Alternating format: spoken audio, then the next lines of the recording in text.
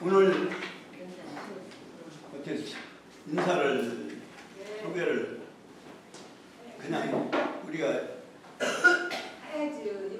나와서 하셔야 되는데 그냥 오늘은 다음 시간에 나와서 정식으로 하고 오늘 세 분 이게 일어서셔가지고 잠깐 뒤로 돌아서 고맙습니다. 서울에서 왔습니다. 오늘 선생님 모시고 왔어요. 오늘 사건이 있었어요? 네. 그러시구나. 환영합니다. 저희 동네인데요. 원래 사건이 네. 원래 한문으로 이제 나와서 이름을 쓰시고 해야 되는데 다음 시간에 하여튼 한번 쓰시기로 하고 그냥 오늘 이렇게 환영 다시 한번 박수. 대표님 나오세요. 아버님이 나오세요. 대표. 뭐라고요? 다음 주에 하실 거예요. 아니 다음 시간에 하시죠. 다음 시간에? 왜냐면 또 뭐 하는 모르니까 되지. 하나는 다음 시간에 하시. 주역은 아마 처음 오신 분은 주역에 대해서 어떻게 알고 계신지는 모르겠는데 주역은 그동안에 정치는 책으로 이렇게 알려져 있어요. 그리고 또 실제적으로 유교에서 뭐 중간에 대단한 유교 학자로서 주자 같은 사람도 매일 아침에 시초를 가지고 시초를 50개 피를 가지고 설시구개를 했다고 그래요. 괴를 막 뽑아봤다고 그러는데 사실은 주역은 그렇게 차원이 낮은 점치는 정도로 끝나는 게 아니라 세상의 또는 우주의 변화의 원리를 밝힌 것이고 그 속에서 사람이 어떻게 살아가는 것이 가장 사람답게 살 수 있는가 하는, 다시 말하면 우주 자연이라고 하는 것은 옛날 말로 말하면 하늘, 천, 그 다음에 천은 대표적인 게 시간운행을 책임진 존재고요. 그 다음에 천지하면 땅을 얘기하는데 땅은 요즘으로 말하면 공간의 원리예요. 그래서 천과 지 그리고 그 속에서 모든 만물 중에서 인간, 그래서 천지인의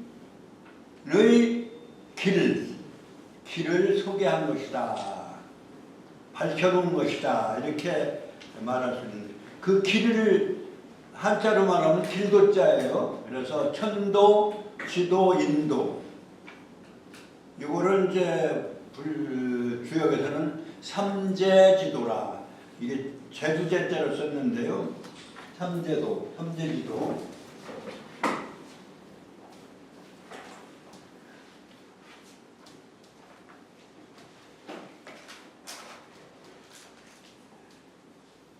삼재지도가 이 제자라고 하는 것은 제주라는 뜻보다도 이게 원래는 손을 가리키는 거기 때문에 손을 그린 그림이기 때문에 글자이기 때문에 제주제자인데 여기서는 제주라는 것보다도 소재라고 할까요? 세 가지 요소, 뭐 이런 요소. 그래서 그 천도, 지도, 인도를 밝혀놓은 것이다. 뭐 이렇게 한마디로 얘기하면 그겁니다.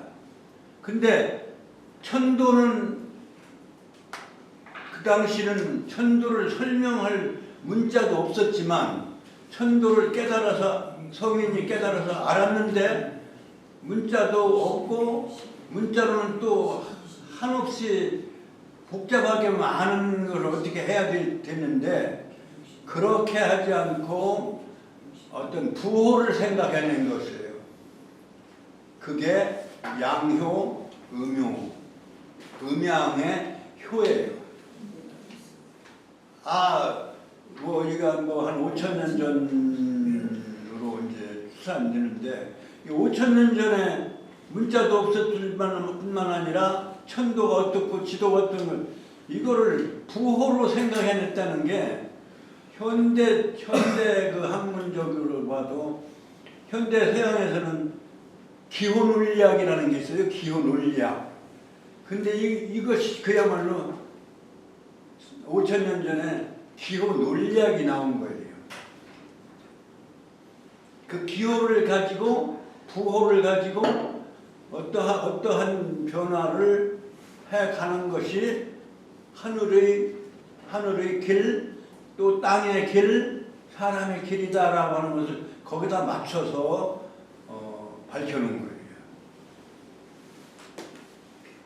그럼 이제 우리는 그러면 어떤 존재냐? 우리는 아까 전 시간에 말씀을 드리는 것처럼 동양 문명의 최초의 창발주의입니다.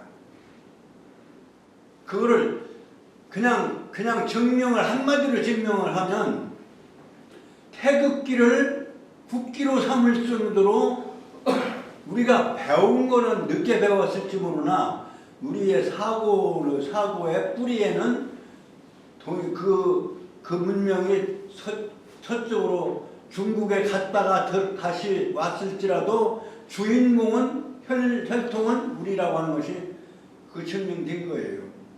태극기를 국기로 했다는 거는 그 다음에 또 하나는 이게 천지인을 하늘은 모양을 형성할 수가 없으니까 점이고 땅은 지평으로 이렇게 되어 있고 그럼 사람은 어떻게 되냐면 사람은 직립으로 되어 있다. 이 세 가지를 기본 문자로 해서 훈민정음을 만들어내는 민족이 어느 민족이냐? 바로 우리예요. 중국에 아무리 저들이 뭘 해도 이런 거 생각해낼 정도가 못 되는 거예요. 그게 바로 그것이 중국에 갔다가 다시 이렇게 들어왔다 하더라도 한반도는 아마 늦게 들어왔을지 모르나 우리의 혈통인 우리 조상이 발명한 것이다라고 하는 것을 이런 증명이는 그러니까 훈민정음 창제 원리와 하나만 보더라도 그 다음에 태극기를 국기로 삼을 정도 아예 전국의 전 세계 나라의 국기를 한번 보라고요. 태극기 같은 게 어디 있어요? 태극기만한 게? 이건 우주의 원리를 담고 있다 이런 얘기예요. 거기에서 괴가 나오는데 괴가 바로 지금 얘기하는 대로 괴가 그 우주의 변화의 모습을 하나의 부호로서 표현한 것이다. 근데 그것이 왜 세핵이냐? 그게 바로 여기 삼재지도에 있는 거예요. 그러니까 이거는 하늘이기 때문에 독립적으로 형상을 우리가 얘기할 수가 없어요. 소리도 찾아냈다고. 그러니까 아어오의 중간음이 이거예요. 우리가 보통 아래 이렇게 얘기를 하지만 모든 발음 중에 모음 중에서 가장 첫 번째 모음이 아예요. 벌리면서 나오는 아기 때문에 아라고 얘기를 하지만 사실은 아어오의 중간이 바로 이게 아래 합자다. 그러니까 천도는 어떤 형상으로 고정시켜서 볼 수가 없는 거기 때문에 종합적인 거예요. 그래서 점이고 그 다음에 여기에다가 이제 위에다 붙이고 또는 아에다가 붙이고 둘씩 붙여서 이곳에 앞에다 붙이고 또 밖에다 붙이고 또 둘씩 붙이고 이것이 이제 사상 이게 여기까지 이제 8궤 삼재 사상 8궤 이렇게 돼 있고, 그 다음에 자음 구조는 자음은 오행의 원리예요. 오행 원리는 사실은 낙서 하도의 오수 원리죠. 아설순치후,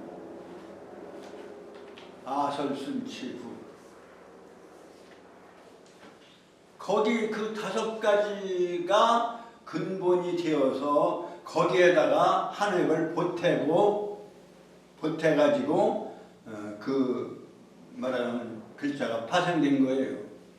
기본은 5글자다. 그러니까 삼재의 오행원리예요.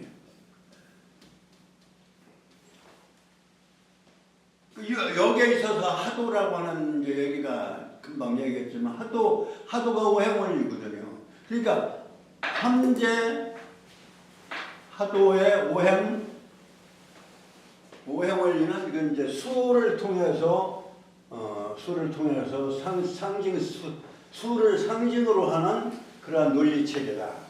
그래서 괴를 상징 논리체계로 해서 그 다음에 수를 상징 논리체계로 해서 밝혀 세상의 이치, 천도의 이치, 지도의 이치, 인도의 이치를 밝혀놓은 책이 뭐냐? 그게 주역이다.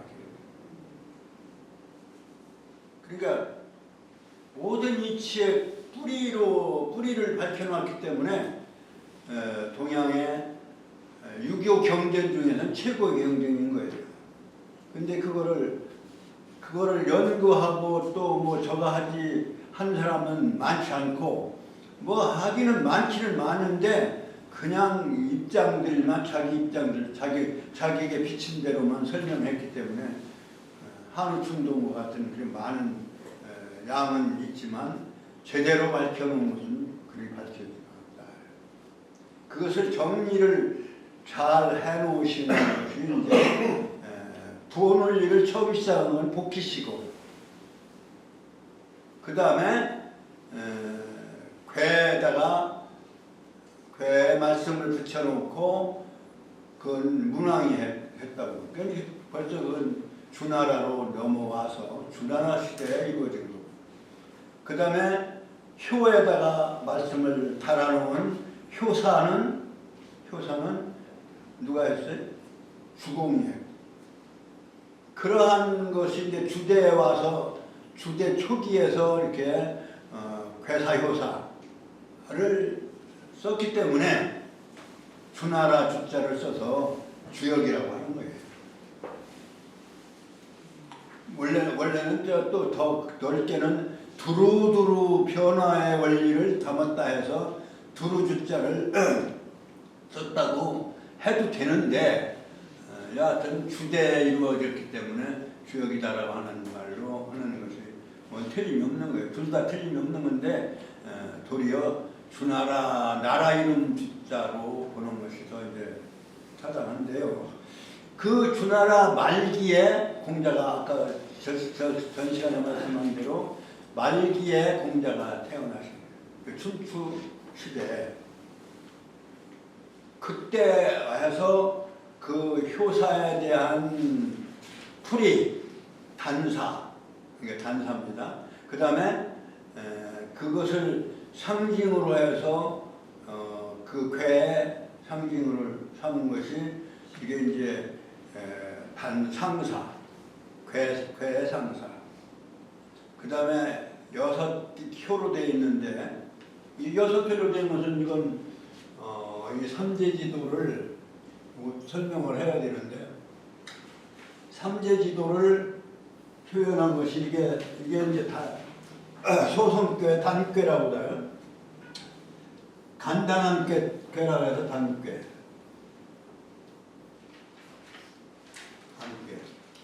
이걸 이제 두 겹으로 되어 있는 것이 이게 이제 복이라 해서 복괴 또는 중괴, 중복에서 이루어졌다 해서 중괴, 또는 이거는 소성꾀라고도 하고 소성꾀라고 하고 이거는 대성꾀라고도 한다.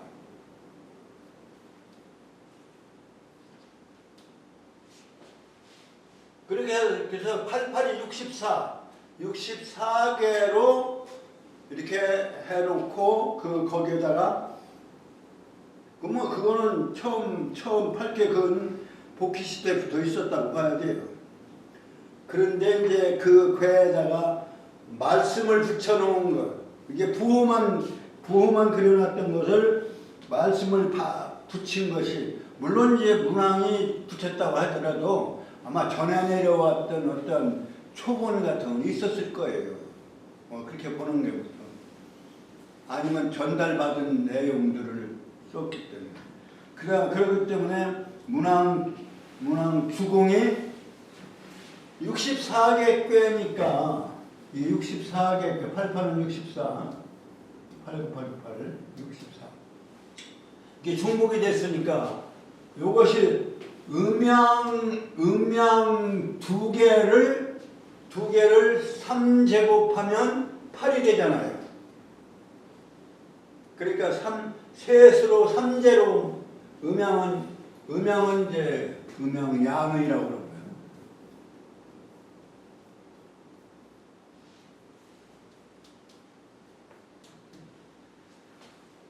태극, 양의, 그 다음에 사상이라고 하는 것이 이제 바로 지금 얘기하는 여기서는 한글에서는 오우, 어아, 요게 사상이 되는 거예요.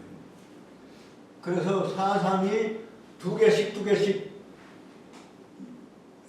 조합이 되면 4개가 되고, 세 효로 조합이 되면 8개가 되고, 그 다음에 8개가, 요건 기본 틀이라면, 요거는 기본 틀이면 이것은 지도, 이건 지도, 요거는 인도, 요거는 천도. 천지인 삼재가 기본 틀이고 혼자는 작용하지 않기 때문에 작용하려면 쌍으로 있어야 돼요.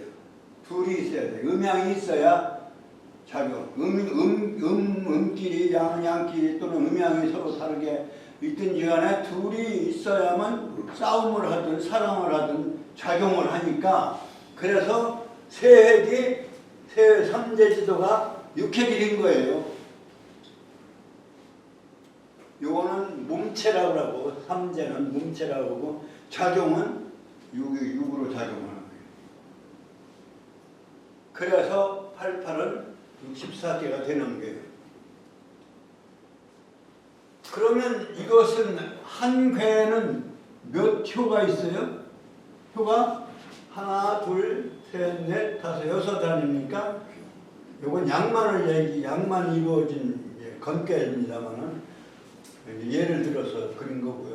이런 것이 64개가 되는데, 거기 한 궤에 몇 효가 있었냐면 6효가 있으니까 6효를 곱하니까 384효가 되는 거예요. 이 384효마다 말씀을 달아놓은 것을 효사라고 그래요. 효사. 64궤마다 말씀을 달아놓은 것은 궤사.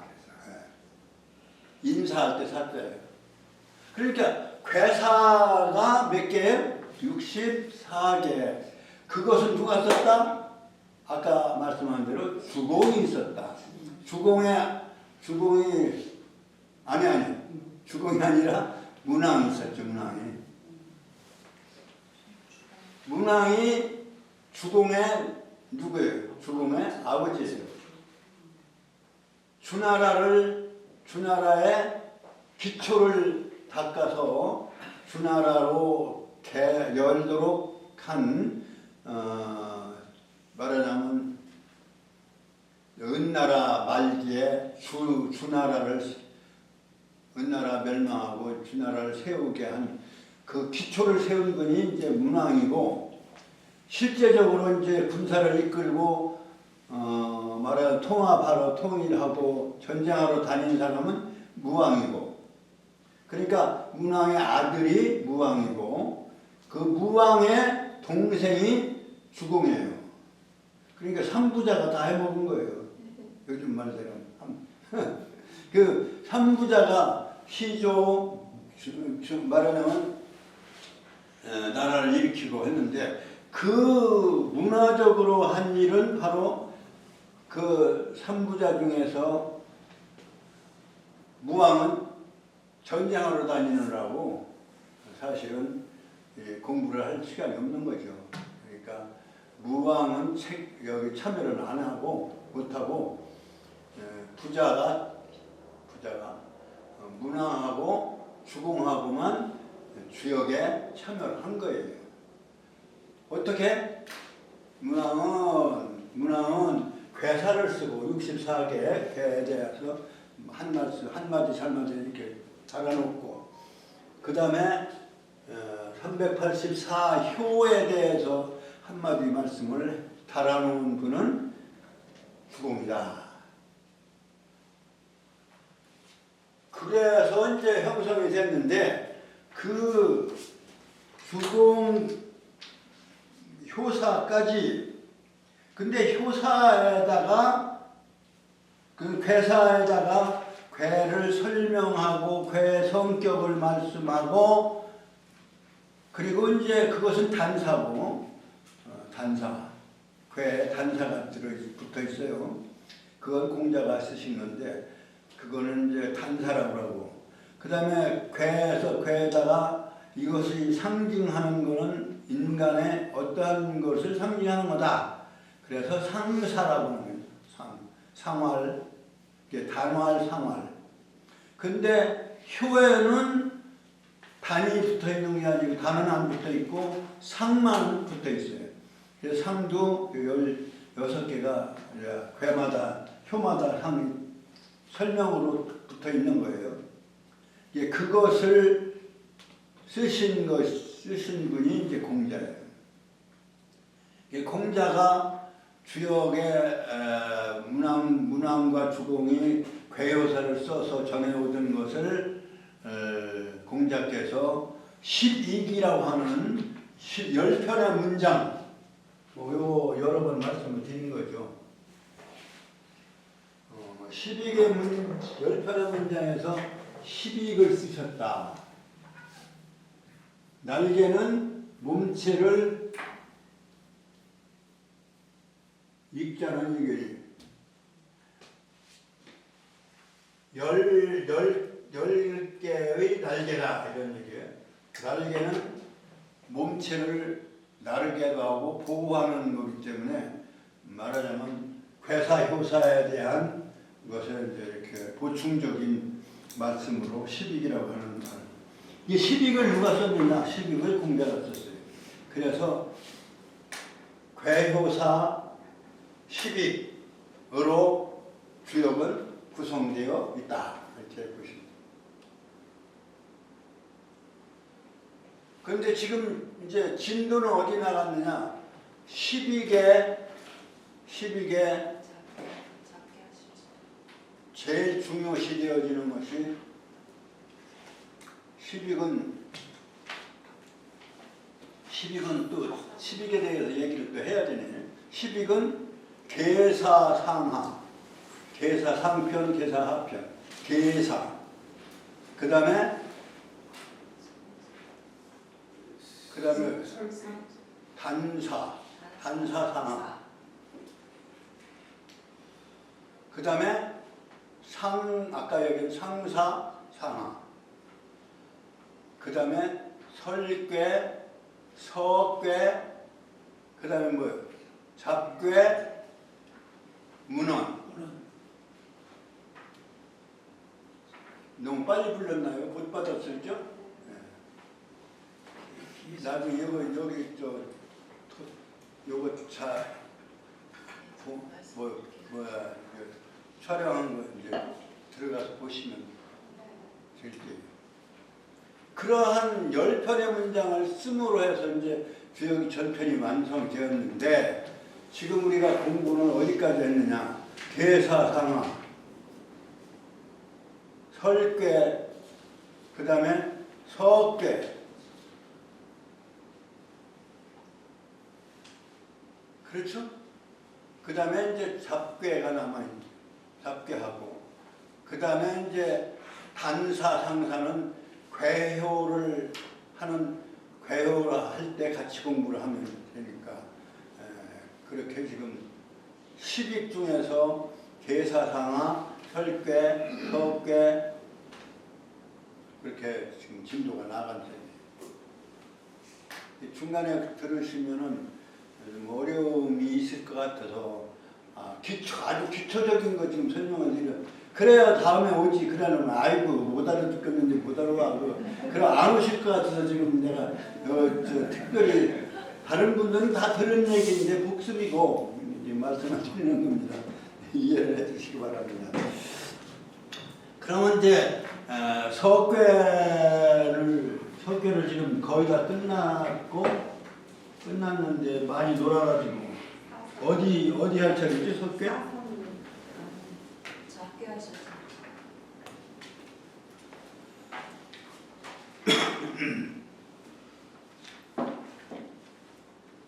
부부집 430 석괴 끝났나요? 끝났어요. 석괴까지 끝났네. 하시는데. 440쪽까지 끝났네요. 그러면 이제 이 책으로는 제일 마지막 편에 있는 거네요. 잡괴. 이 잡괴는 사실은 그야말로 잡괴예요. 이렇게 말하자면 64개의 64개를 외우셔야 되는데 64개를 어떤 어떤 의미나 논리적 관계로 엮여져서 거기에 이제 부수적으로 엮여져 있는 그러한 괴를 잡괴라고 하는 것이다.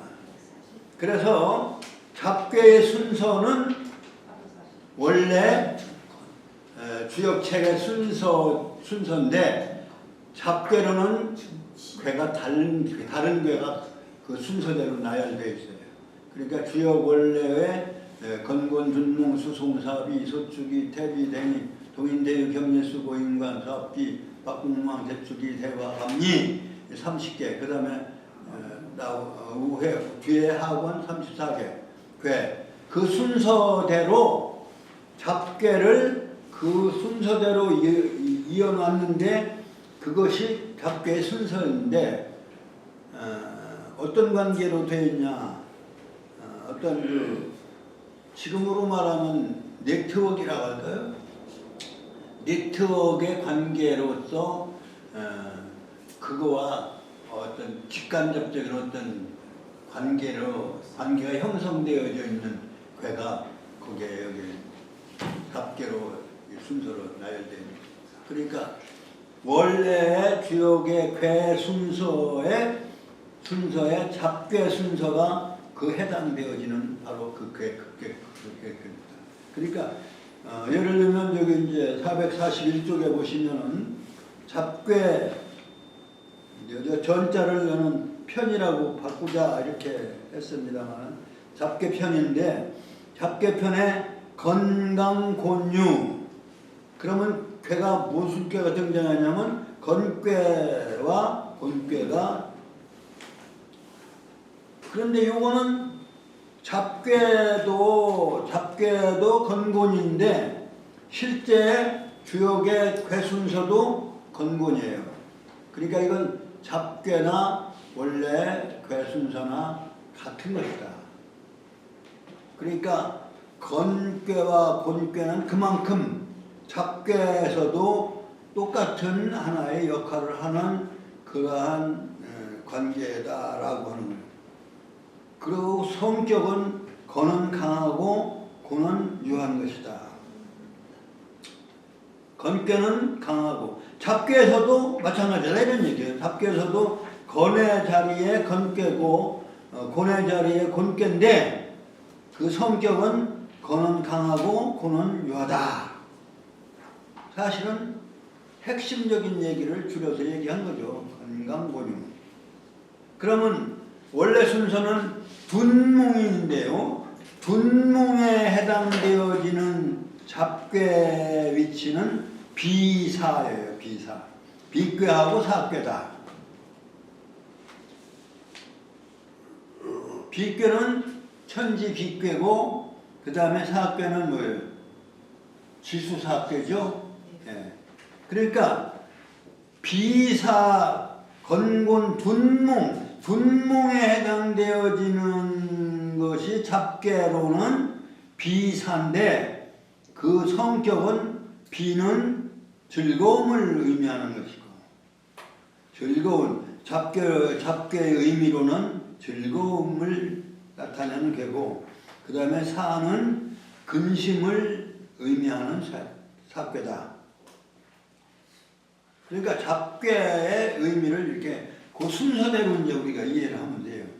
둔몽 다음에 뭐요? 수송괴죠. 이게 수송괴는 잡괴로는 임관에 해당돼. 임괴와 관괴가 원래 주역의 수송괴의 잡괴로서 닿는 거죠.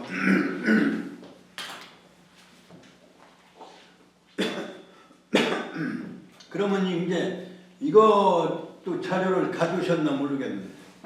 이거 64개를 타원형으로 그린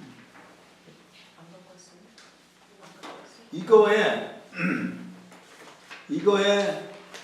괴 밑에다 쭉 뭐 이렇게 이름을 이렇게 쭉 해놨죠. 상경 여기가 상경을 내 앞으로 놓고 이렇게 보세요. 상경을 놓고 그 1, 2, 3번 제일 위에 칸은 1, 2, 3, 4, 5, 6, 7, 8에서 64개를 순서를 나열한 거고 그 다음에는 뭐예요? 갑자을축하는 육갑으로 순서를 매겨놓은 것이고 그 다음에 모양을 그린 거예요. 건괴. 건괴라고 해서 중천건 요것이 원래 순서예요. 첫 번째 나오는 그림 밑에 나오는 괴 그림 밑에 나오는 문장이 이 책의 순서예요. 건곤 둔몽 이렇게 나오죠. 그 다음 칸이 이 잡괴를 나열해 놓은 거다.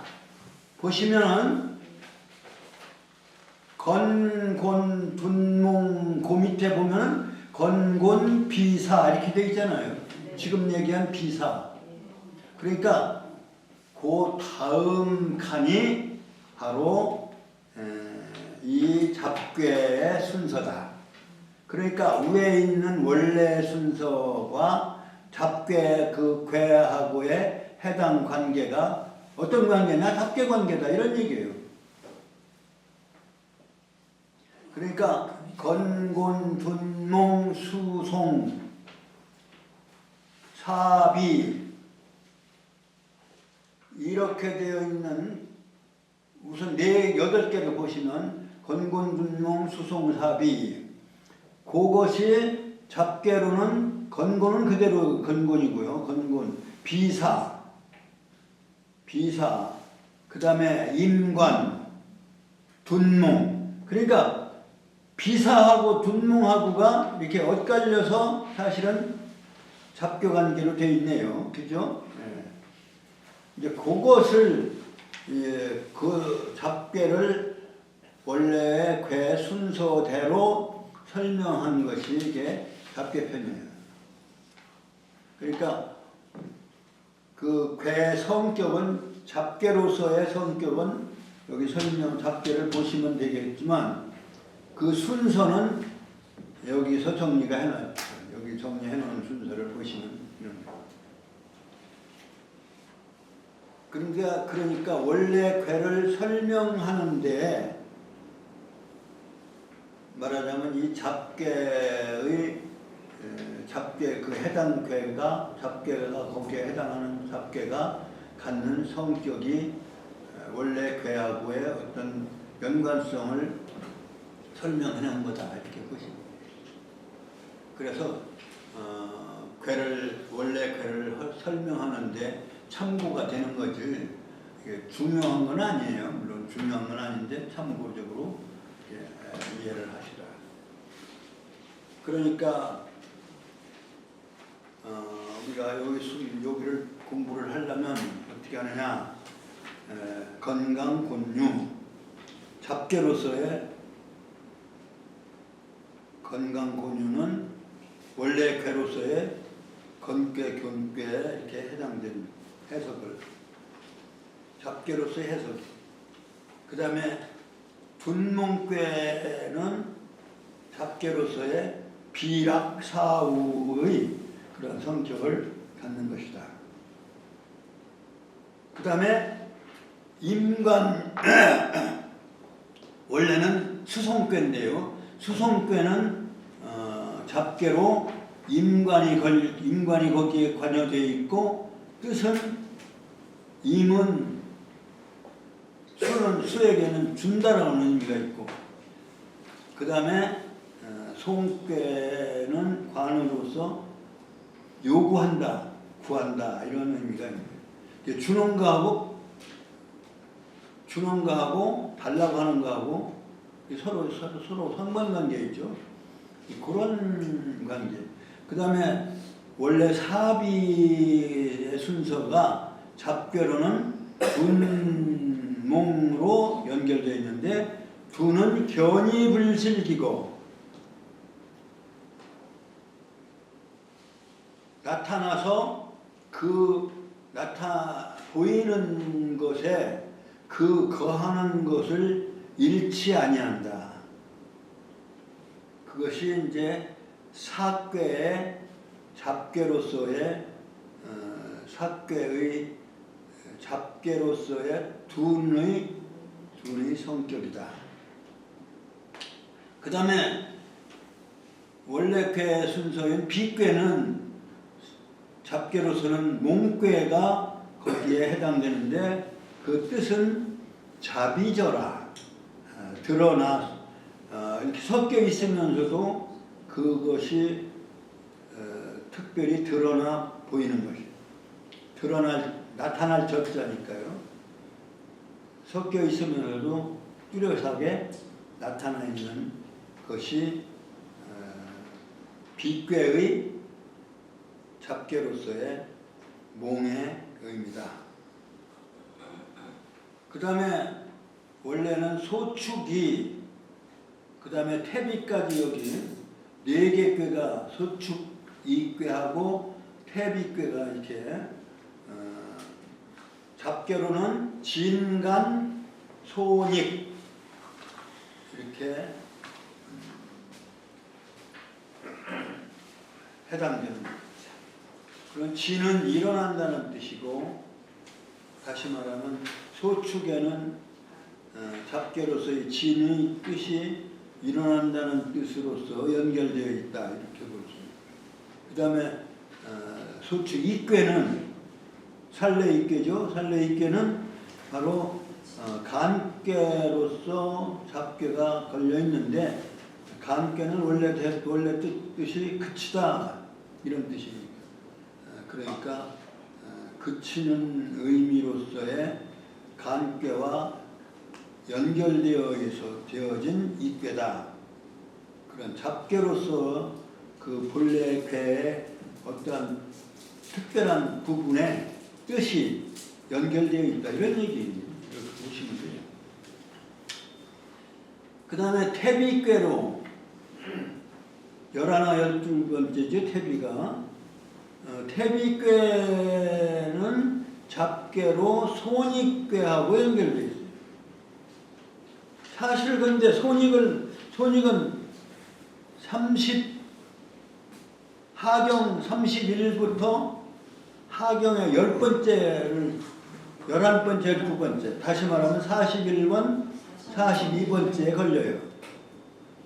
그러니까 태비가 건곤에서부터 11번, 12번째 걸리듯이 손익은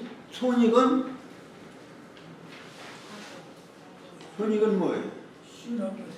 하경에 쉬라고. 31번째, 32번째 걸려있는, 아니, 41번째, 42번째 걸려있는 그러한 손익근인데, 그 손익을 거기다 붙여놨어. 그러니까 태비하고 손익하고. 그러니까 어떤 연관성이 있어요. 네트워크의 연관성이 있는데, 직접적인 그런 의미보다는 어떤 연관성을 가지는 의미가 연결되어 있다고 하는 그런 암시를, 그러니까 괴를 해석할 때 쓰도록 이렇게 해놓은 것이 바로 잡괴다.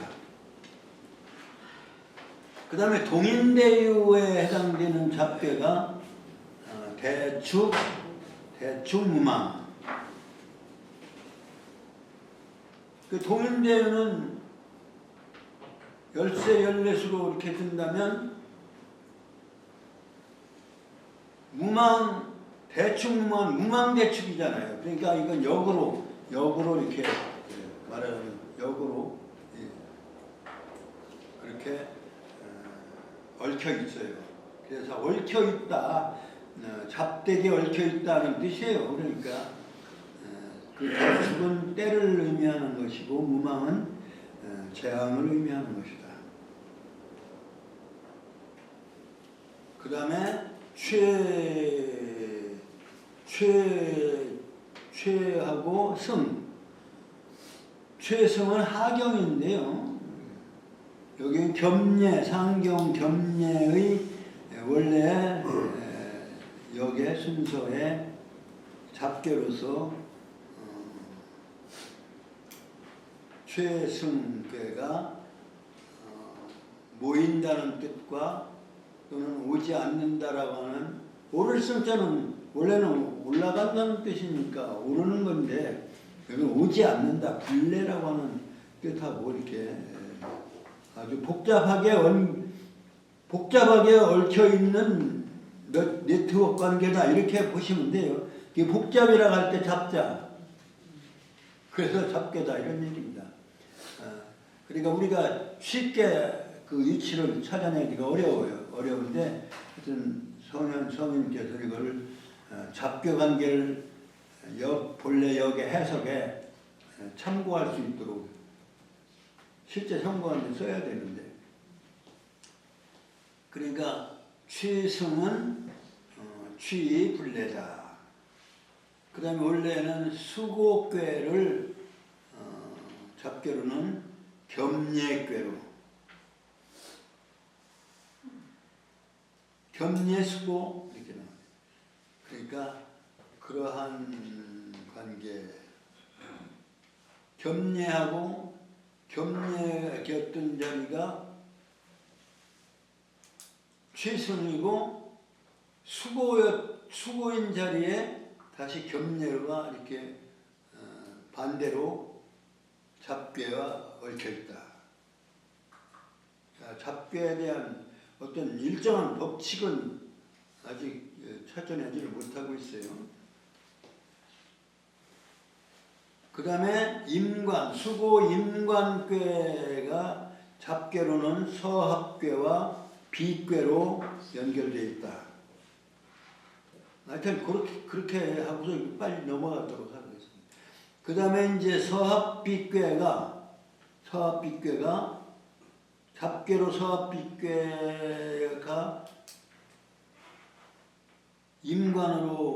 임관괴에 붙어 있다면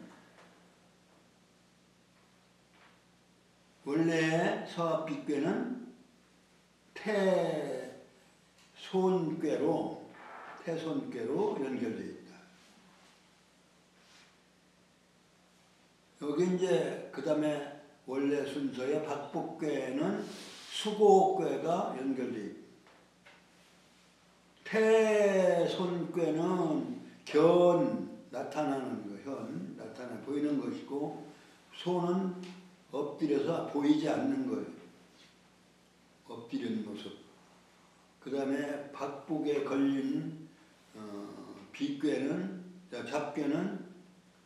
잡괴 수는 무고 허물이 없는 사고가 없는 상태.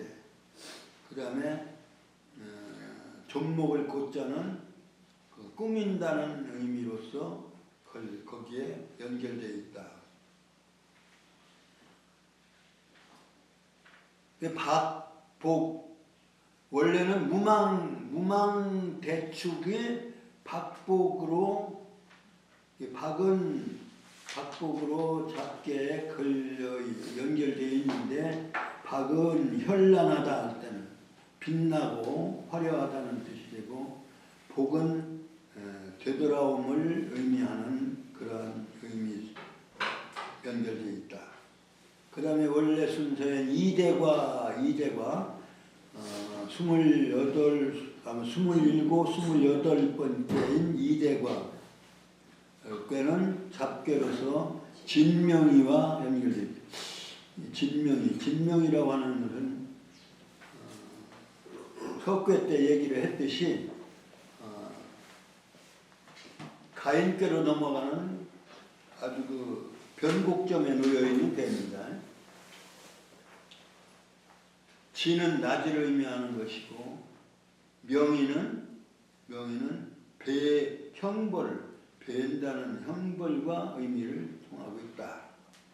그 다음에 상경의 마지막인 감리꾀는 29, 30번째 감리꾀는 잡괴로서는 곤정 아니라 정곤이에요. 정괴와 곤괴로 연결되어 있다. 정은 우물정자인데 정은 물이 흘러서 통하는 것. 곤은 서로 막다른 골목에서 고난 상태에서 서로 만나는 것을 상징하는 그러한 의미로서의 정곤과 감리가 연결되어 있다. 이렇게 이제 잡괴로서 설명할 수 있고요. 그 다음에 이제 이게 잡괴가 제일 끝에다 놓은 걸로 보면 중요도가 그만큼 이제 약한 걸로 봐야 되겠습니다만 우리가 설명을 하고 넘어가야 될 것, 한 번은 읽고 넘어가야 될 것 같아서 지금 진도니까요. 그 다음에 원래 순서로 하경 천물인 함항꾀는 잡괴도 역시 함항을 그대로. 그러니까 상경이나 하경이나 간에 처음 시작하는 거는 그대로 잡괴도 변동 없이 그대로 함께로 이어지는데 이때 함은 잡괴로서의 함의 의미는 빠르게 움직인다. 그 다음에 항은 지속적으로 오래 간다는 의미가 됩니다. 그런 의미로 이렇게 연결되겠다. 그 다음에 33번째, 34번째인 돈대장은 환절괴로 잡괴가 연결되어 있는데 환절의 뜻은 환은 떠나는 것, 이별하는 것이고 절은 그치는 것이다. 맞이라고 하는 것은 끝나고 다시 시작하는 게 그러니까 그침을 의미하는 것이다. 그러니까 원래의 쾌의 뜻과 약간의 관련을 가지고 있어요. 뭐 동일한 것도 있고요. 그 다음에 35, 36번째가 진명이 꾀인데요.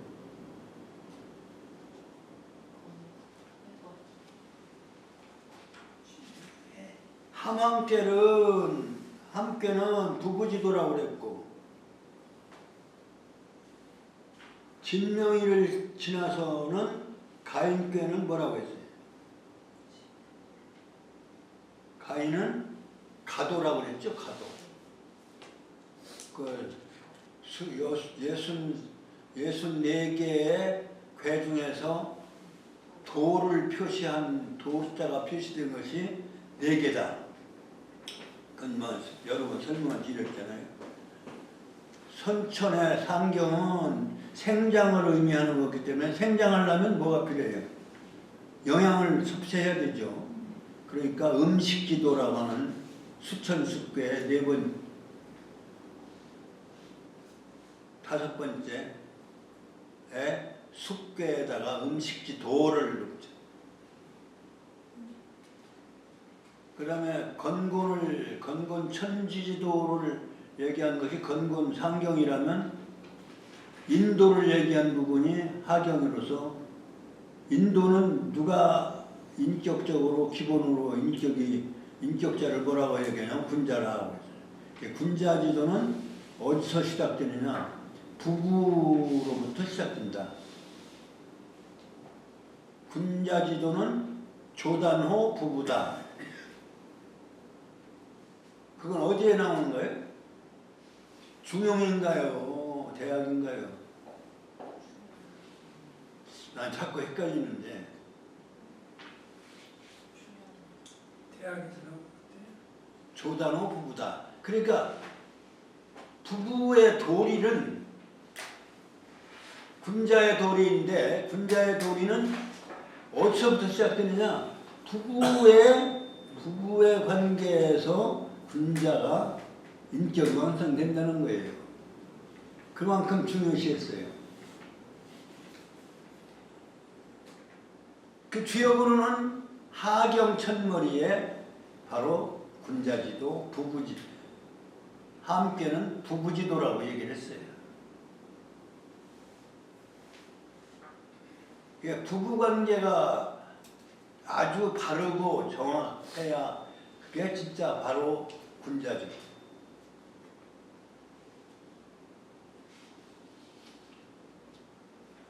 그 부부가 바르게 잘 집안을 형성해 가야 그 다음에 가도가 확립되는 거예요. 그 가도가 바로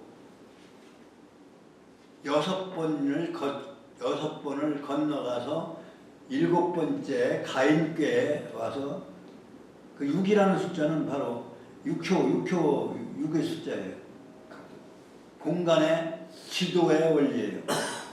지도의 원리는 뭐라 그랬어요? 6으로 작용한다고 그랬죠. 천도는 9로 작용하고 그래서 양요는 9, 음요는 6으로 얘기되어진다. 그러니까 6이라는 인도도 여기 지상에 전개되는 대로 지어지는 거니까 6도를 건너서 그게 바로 명의꾀예요. 그만큼 명의 그 다음에 가인, 진명이 가인규. 거기에 이 잡괴도 딱 거기에 걸리네요. 가인꾀가 규가인, 진명이가 해건꾀고, 그 다음에 가인규는 규가인으로 이렇게 얽혀 있어요. 그러니까 이 잡괴도 무의미한 게 아니라 어떤 그 깊은 뜻이 있다. 관련이 있다. 건해. 근데 그래서 가인지도, 가도는 가인지도인데, 가인지도는 뭐예요? 뭐예요? 부부자자, 부부부부. 그게 가도예요. 부부부부. 남편은 남편답고, 남편답게, 아내는 아내답게, 부부부부. 부부자자. 아버지는 아버지답고, 부모는 부모답고, 자식은 자식다운. 부부자자. 그게 가도예요. 자식의 할 도리를 다하는 거예요. 부모의 할 도리를 다하는 거예요. 그게 유교의 윤리의 기본 핵이에요. 사실. 그거 부부자자가 어디서 나오느냐? 부부에서 나온다 이런 얘기예요. 군문신신 부부자자. 그게 예. 그렇지. 예. 그래서 여기 435쪽 공부할 때 이거 충분히 말씀을 드린 내용이 있나?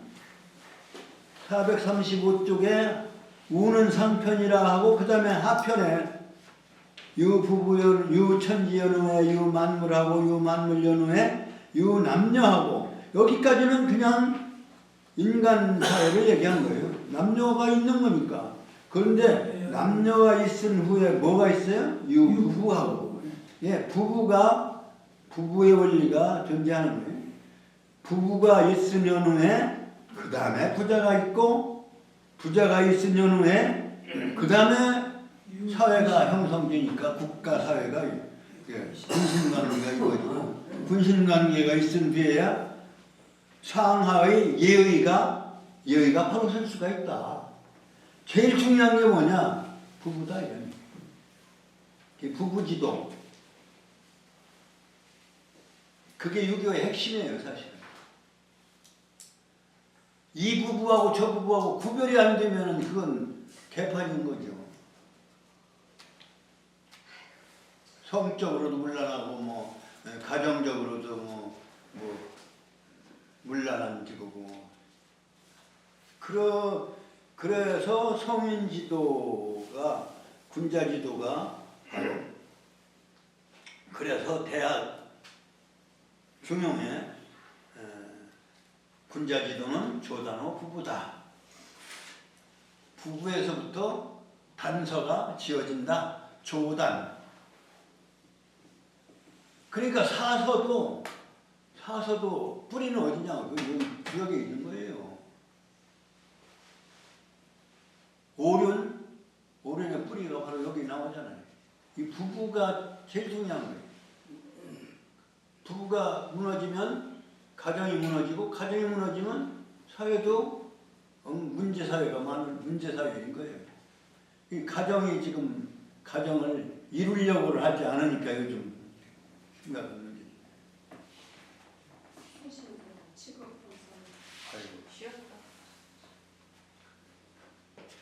여기 이제 가인, 규가인. 규는 외예고 가인은 내야.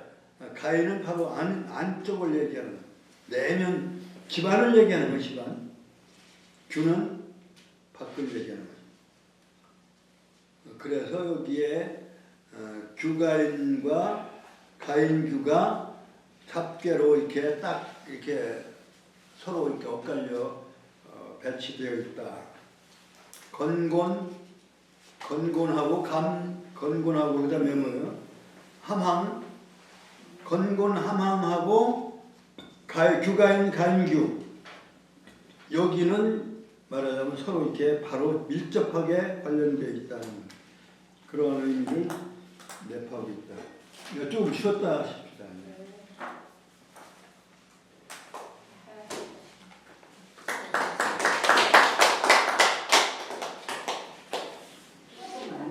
이 책으로는 진도가 이제 끝나는 셈이죠. 책으로는 오래 하셨어. 본계 들어가시면. 네, 이제 괴로 들어가야 되죠. 네. 근데 본계에서 건군계는 이미 하셨어요. 네, 건군. 네, 건군계는 그 전에 우선 하셨어요. 지금 이제 잡계 반 넘어서 37번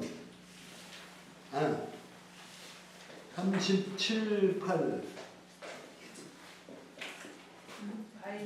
그 다음에 39, 40 건해. 원래 괴 순서는 건해 소닉. 이것은 잡계로 태비와 그 다음에 대장돈으로 연결되어졌는데요. 태비는 서로가 종류가 반대로 작용한다. 뭐 이런 의미로 이제 반기류라고 그렇게 얘기를 했습니다. 그 다음에 41번, 42번째인 손익괴는 잡계로는 대장과 돈괴로 돈대장.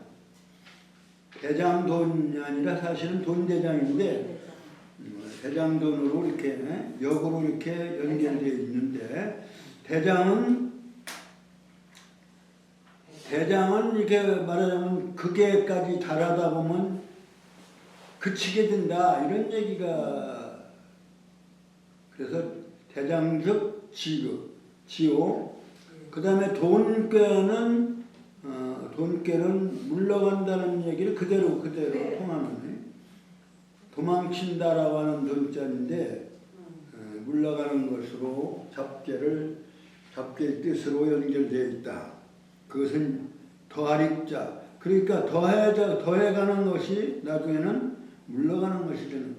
그러니까 극즉반 이게 그게 올라가면 도로 내려오는 그런 관계 잡계가 아마 연결되어 있는 것으로 볼 수 있습니다. 그 다음에 43, 4 쾌구께의 대유와 동인 대장꾀, 대유꾀, 동인꾀 요건 요즘 말이 많은 회사 이름이고 동네 이름입니다. 그거 그냥 지나쳐 보시면 그렇지만 대장동이 주역한 사람이 거기에 관여돼 있고 김만배가 그걸 했다. 회사가 화천대유 여기 다 관련돼 대유꾀하고 또 그다음에 천화동인께 거기 근데 내가 듣기로는 잘못 들었나 모르겠는데 잘못 알고 있나 모르는데 김만배라고 하는 사람이 논산 출신이라는 말 들었어요. 아니 논산에 그런 사람 없어요. 논산 출신이라는 말 들었어요. 출신? 이 논산이 주역하고 관련이 있는 동네예요. 3살 때 이사 갔대요. 3살. 저는 뭐 국보값은 아직 못 되고 군보는 된다고 하는 생각을 하는데 농담을 하자면 논산군 군보는 되는데 나도 논산 출신이거든요. 왜 하필 김씨가 있어? 가야공면 저수지 옆에 북수 반성구라는 반성구에서 내가 학교를 거기서 다녔어요. 가야공면 근데 김만배 논산 출신이라는 얘기를 내가 들었어. 잘 들으셨네요. 근데 그 대장동 설계하고 또 50억 크롬 복잡한 사람들이 하여튼 이거 화천대유니 뭐 성대가 화천대유 회사가 그런 회사가 있잖아요. 근데 하여튼 좋은 것 같다 배려놓은 거 아닌가 싶어요. 자, 대유는 하여튼 큰 걸 가진다 이런 얘기예요. 크게 갖는다. 천화동인 화천대유는 하늘 위에 불이 있다는 뜻이에요. 화천. 그 다음에 동인은 천화동인. 그거에 반대로 서로 이렇게 괴가 바뀌어진 괴인데 천화 하늘 아래 불이고 그러니까 하늘 위에 불 하늘 아래 불 그래서 동인과 대유괴가 연결되어 있는데 그건 이제 잡괴로서의 그것이 이제 쾌국괴의 잡괴가 동인대유다 대유대운이다 이렇게 그 다음에 최승 47, 8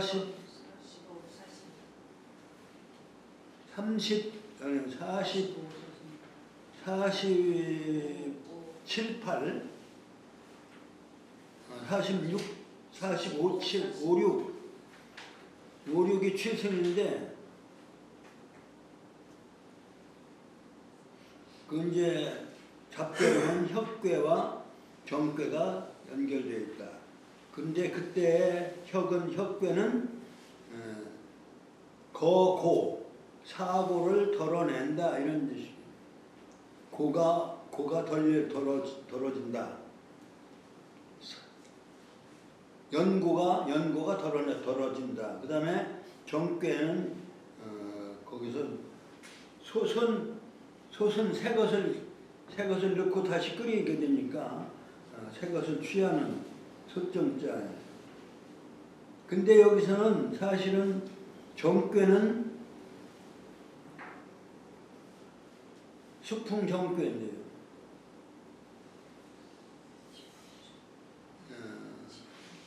솥은 제사 지내는 음식을 끓이는 곳이다. 이렇게 볼 때는 제사 지낼 음식을 새로운 것으로 취해서 그렇게 해석도 할 수 있겠습니다.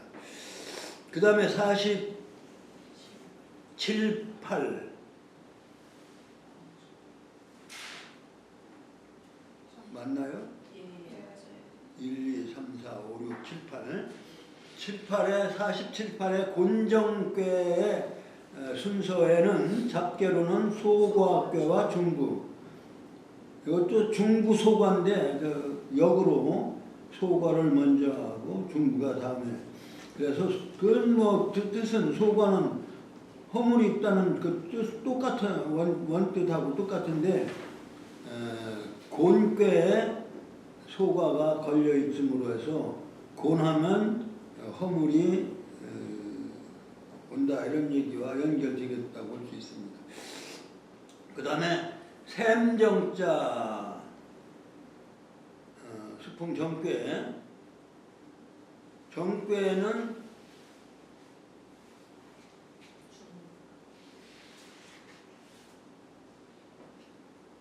중부. 이게 사실은 홍범 구주 그래 정도라고 한다는 말을 설명을 드렸습니다. 근데 그거는 거기에는 가운데가 뭐냐면 오한극이기 때문에 오한극은 지도자가 믿음을 가지는 믿음이 가는 지도자가 그래서 이제 그 중심에 있어야 된다. 이런 의미와 연결해서 본다면 중구의 믿을 신자와 연결되어 있다고 볼 수가 있습니다. 그렇게 해석할 수가 있습니다. 그 다음에 협정꾀 49, 50 협정꾀는 49번째, 50번째 꾀인 협정꾀에는 잡계로 풍꾀와 그 다음에 역괴로 풍력. 그건 풍은 사고가 많은 것을 말하는 거예요. 그 다음에 역괴는 나그네였죠. 역괴는 친과라고 하는 것은 친함이 줄어드는 것. 나그네 여행하면 가까이 친하게 있던 사람도 여행에서 오다 가다 만나는 거기 때문에 친함이 두터워질 수는 없죠. 여기 살다 저기 살다 옮겨 살아 여행 다니면은 친한 것이 줄어든다. 이렇게 설명할 수가 있겠습니다. 그 다음에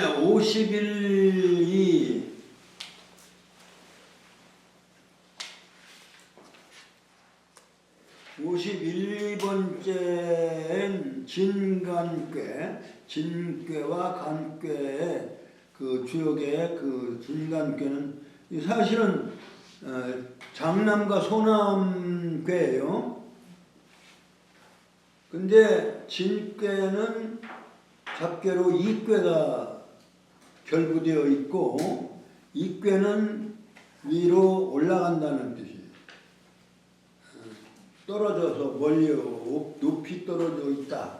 그 다음에 감괴는 아래로 구덩이의 아래로 이렇게 밑으로 쳐져 있다. 그래서 그건 이제 간괴는 소남괴고 아래이기 때문에 장남하고 소남 아래와 위와 아래다 이런 관계로 이 감괴로 잡괴가 연결되어 있다. 그 다음에 다음에 53, 4번째인 점괘와 귀맥괘에는 잡괘로 소축괘와 그 다음에 발불이자 이괘가 이렇게 결부되어 있는데 소축은 그야말로 이제 작게 축적되어 있다는 뜻이에요. 적을 것자가. 그 다음에 이꾀는 사실 이꾀는 무엇을 거기에 이행한다, 밟고 지나간다 이런 뜻인데 여기는 불처여라고 하는 걸 보니까 거기에 머무르지 않고 지나감을 의미하는 것이 아니냐. 처라고 하는 거처한 거기에 붙박이로 오래 머무르지 아니한다 이런 얘기입니다. 그래서 그 글자의 뜻을 그대로 유사하게 가지고 있는데 다만 이제 점귀매의 소축계와 이괴를 결부시켜 놨다는 점을 우리가 주의 깊게 봐야 되겠다. 그 다음에 이제 풍여괴에 해당되는 55, 56 번째 괴가 풍여괴인데 풍괴는 채반수, 이바지 숫자, 그 다음에 송사 송자, 소송할 송자, 그 두 개의 괴가 연결되어 있다. 그런데 숙괴는 나아가지 못하는, 이건 뭐 꼭 필요한 거기 때문에 거기에 머뭇거리는 거죠. 나가지 못하는 거고. 송은 서로 송사를 하고 소송을 하는 사이가 되기 때문에 결국은 친하지 않은 그러한 괴의 뜻하고 연결되어 있다. 그것이 나그네 여자 역괴. 그 다음에 숙괴는 풍년풍자 풍괴 연결시켜놨습니다. 그 다음에 57번째가 되나요? 57번째 손괴가 원래 주역의 순서인데 이거는 잡괴로는 대곽괴와 대곽괴의 허물이 크면 결국은 전도되어지는 거죠. 무너지는 거죠. 그래서 엎어질 전과 전의 뜻으로 거기에 연결되어 있다. 그 다음에 57, 58, 59 태환괴는 국괴하고 그 다음에 점괴가 연결되어 있습니다. 국괴나 점괴는 원래가 국괴를 만나다는 뜻을 원래 가지고 있어요. 그런데 부드러운 것이 태괴는 소녀괴니까 음이죠. 음이 감을 만나게 되는 그러한 잡괴로 해석되어지고 그 다음에 환자는 물 이렇게 흐를 환인데 그건 차츰 하는 점괘와 연결돼요. 점괘는 여자가 시집가는 그러한 대남행, 여자가 시집가는 걸 남자를 따라가는 거기 때문에 대남행에 남자가 하는 대로 기다렸다가 따라가는 그러한 기다릴 때자 대남행에 연결돼요. 이렇게 봐. 그 다음에 이제 60번째가 마디절자 절개인데 먼저도 얘기했듯이 60번째는 육갑 천간지지로 결합해서 천간 10천간과 12지지 그래서 60갑자의 순서가 60으로 딱 그러니까 60번째 마디로서 마디절자를 걷어놨어요. 물론 4개 나머지 4개 과는 그 이제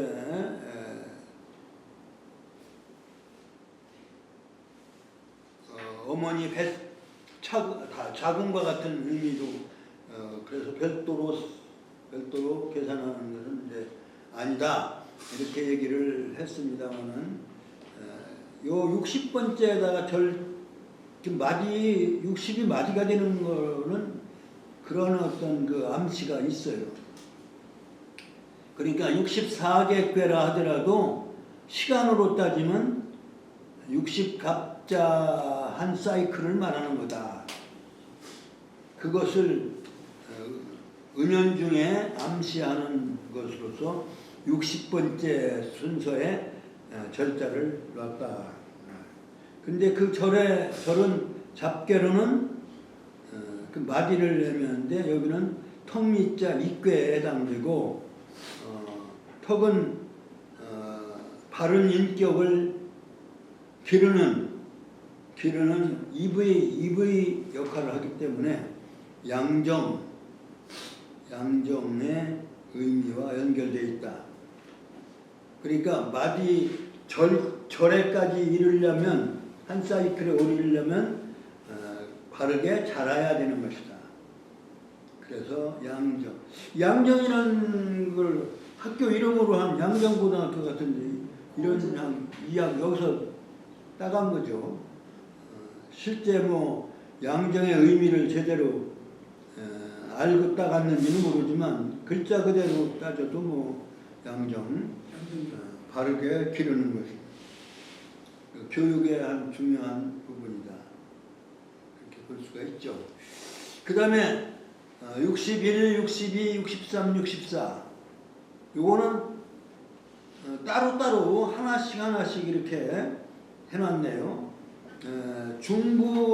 중국괴에 해당되는 잡괴는 기재괴예요. 기재는 이미 건너가서 하나로 완성되어지기 때문에 정에 해당되는 중부가 정에 잡괴에 걸리고 그 다음에 소과괴는 잡괴로 귀매괴다. 귀매는 아까도 말했지만 누이 동생 몇째예요? 누이 동생이 돌아갔다는 얘기인데 돌아가는 건 뭐냐면 자기 집으로 갔다. 다시 말하면 시집 가는 것을 의미하는 거예요.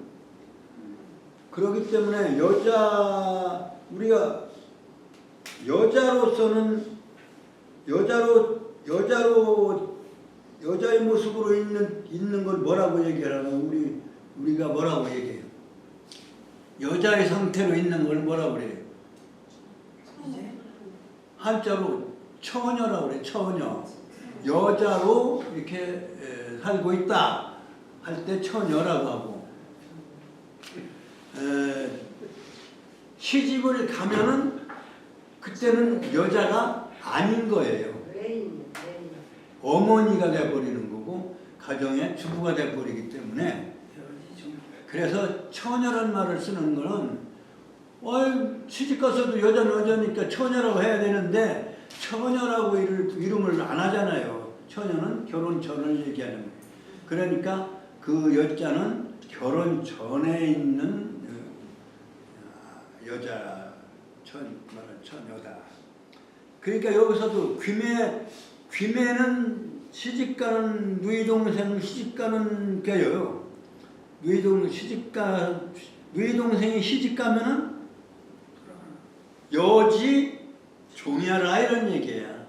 여자로서는 끝나는 거다. 그러니까 귀매께는 결혼을 상징하는 게예요. 그 결혼은 여자가 아니에요. 이제 바로 가인이지 말하자면 그 집사람이 되는 것이고 자기 집사람이 되는 거지. 그러니까 우리가 처녀라고 하는 말도 아주 묘하잖아요. 시집간 사람은 처녀라고 하잖아요. 그러니까 처녀는 결혼하기 전의 여성으로서의 시기를 말하는 거예요. 그러니까 여자라고 하는 말은 여자로 자처하는 그런 시기는 결혼 전이다 이런 얘기예요. 결혼하면 여자는 끝나는 거다. 여자는 끝나는 거예요. 그렇기 때문에 귀매는 여지 종야라. 이거 본교에서도 그래요. 근데 이것이 소과 꾀와 연결되어 있다. 그 다음에 기재미재로 이제 끝나는데요. 기재는 미재와 잡괴로 연결되어 있고, 미재는 쾌괴와 연결되어 있습니다. 그러니까 주역의 마지막 문장은, 주역책의 마지막 문장은 뭐냐? 잡괴로 쾌괴를 말하고 있는 거예요. 요게 이제 상당한 의미를 가져요. 그러니까 잡괴의 의미가 바로 이런 데서 증명이 되는 게 뭐냐면, 아까 얘기한 절괴가 양정괴가 된다든지, 또는 함함괴가 항함괴가 그대로 잡괴로 연결된다든지, 명의괴하고 진명의하고 진명의하고 가인규하고 이렇게 얽혀 있듯이 거기가 변곡점이에요. 근데 여기는 기재로서 끝나고 다시 시작된 미제로 다시 시작되는 거예요. 그러려니까 심판의 의미가 있는 거예요. 그러니까 선천이 끝나고 후천으로 넘어가는 그런 시기이기 때문에 거기는 뭐예요? 결판 내는 결자. 이게 결자예요. 쾌자는 결이니까요. 쾌자는 결자가 결자예요. 이렇게 쾌라고 하는 것은 1리터 터놓으면 1리 흐르고, 1리 터놓으면 연못의 물이 1리 흐르는 그러한 결정의 글자가 쾌자예요. 그게 3수변에나 2수변에, 2수변에 하면 그 물을 그렇게 터놓으면 그렇게 바뀐다는 것처럼 결단낸다 이런 의미가 있습니다.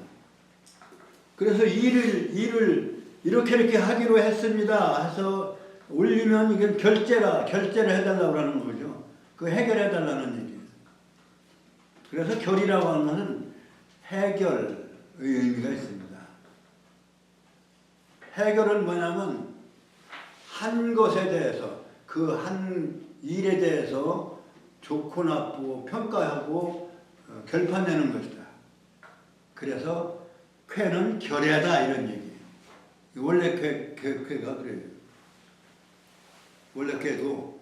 근데 이거를 미제쾌에다가 붙여놓은 거는 바로 주역은 뭐예요? 결판을 내는 쾌다. 그런 의미를 가지고 있다는 걸 우리가 알 수가 있습니다. 어떤 결판이냐? 인도의 결판이에요. 인도. 그래서 강결유예하니 강한 것이 부드러운 것을 결판내는 거예요. 힘의 논리로 보면 그렇죠. 양이 음을 결판내는 거나 마찬가지다 이런 얘기. 그래서 강한 것이 부드러운 것을 결판내는 것이니, 인격적으로 말하면 군자의 도는 잘하나고, 군자도 장하고, 그 군자의 길은 인격을 갖춘 아주 훌륭한 사회는 이제 자라나고, 소인도는 우연이라. 소인이 아주 인격적으로 못된 그 소인들의 세계는 근심을 만난다. 근심을 만난다는 얘기는 심판을 받는다 이런 얘기나 마찬가지예요. 근심을 당한다. 우려한다. 여기는 우려라고 했는데요. 근심 우자 썼는데, 원래는 이 문장이 어디서 나오냐면,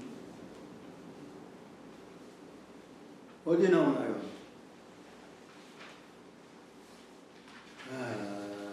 상경에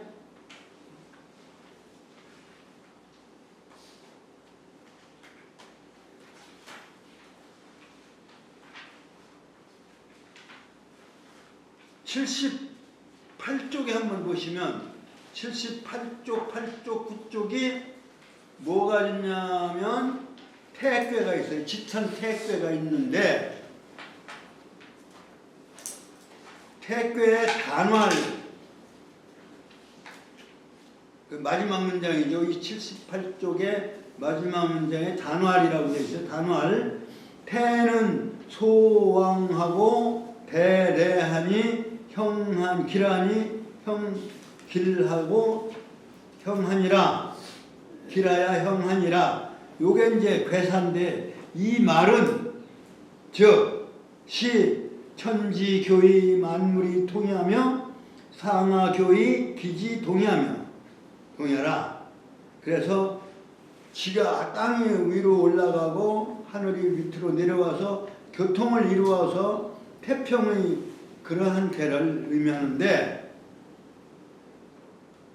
그 다음 줄에 내양이 외음하며 아래는 양이고 위는 음이다.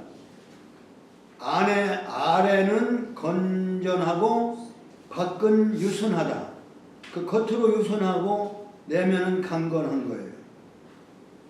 그것이 괴의 모양이에요.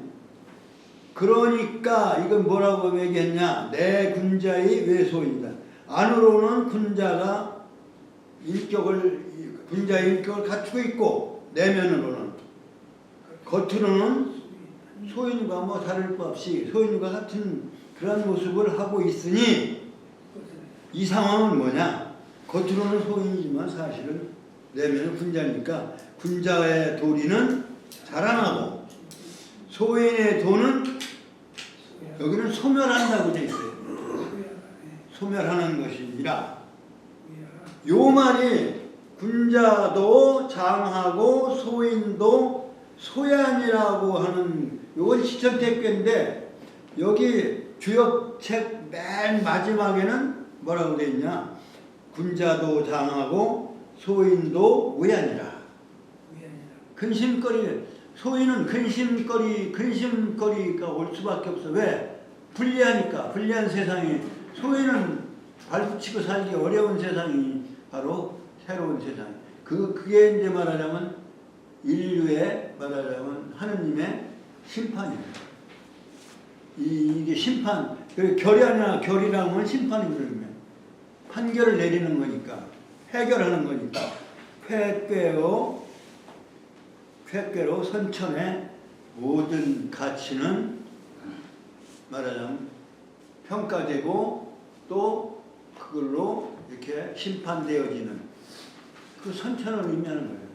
그렇기 때문에 마지막에 미제로 끝나는, 원래 미제로 끝나는 책에 쾌괴로서 이거를 매듭을 짓는데 그 문구는 인격적으로 훌륭한 군자의 세상은 자라나고 인격적으로 소인들은 이제 어떻게 돼요? 근심을 만나게 되는 것이다. 근심 걱정거리 만난 거예요. 제대로 살기 어려운 그러한 소인들은 살기 어려운 세상. 그렇게 심판으로 결말이 난다 하는 그런 의미도 상징이 되어 있습니다.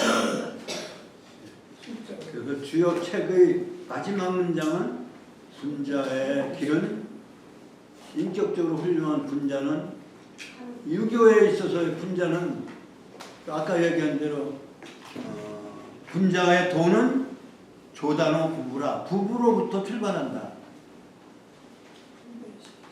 그 얘기에서 군자지 도는 잘하고 군자에 반대되는 인격을 못 갖춘 사람은 소인이라고 하네. 소인의 길은 근심거리에 근심을 만나게 되는 그러한 세상으로 결판이 난다. 결판이 난다. 그렇게 이제 총 결론이라고 볼 수가 있습니다. 그래서 주역이 지향하는 바는 바로 인격적으로 훌륭한 군자의 세상. 그 성인이 군자를 가르치기 위해서 주역을 쓰신 거니까, 그래서 64개 궤의 상활에 군자 이하야가 몇 개라고 그랬어요? 54개. 뭐 상위 이하야, 대인 이하야, 그 다음에 성인 이하야, 선왕 이하야, 이렇게 후 이하야. 그래서 11개가 그렇게 돼 있고, 64개 중에서 53개 궤가 군자 이하야로 이루어져. 그러니까 결국은 군자도 상하고 소인도 소의 이치를 담은 책이다. 책거리를 그렇게 이제 하는 거고. 그런데 실제적으로는 이제 문장으로는 책을 뗐는데, 강독에 끝 문장을 했으니까 했는데, 사실은 우리가 공부하는 순서대로 했기 때문에 이제 상경의 건계부터 이제 궤에 대한 공부를 구체적으로 하는 거예요. 그러니까 지금까지 총론이나 마찬가지입니다. 총론을 공부를 한 거예요. 그러면 사실은 진도는 상경부터 건은 고용고 있고 정하니라로부터 시작을 하겠습니다. 그런데 우리가 설궤편을 대략적으로 또 다시 한번 복습은 하겠습니다. 1시간 내지 30분 내지 1시간 정도 설궤편. 그러니까 설궤편을 많이 읽어보시고 외워오셔도 좋고, 설궤편도 뭐 다 공부하려면 시간이 많이 걸리니까 설궤편 1, 2장만 외워오셨으면 좋겠습니다. 마치겠습니다.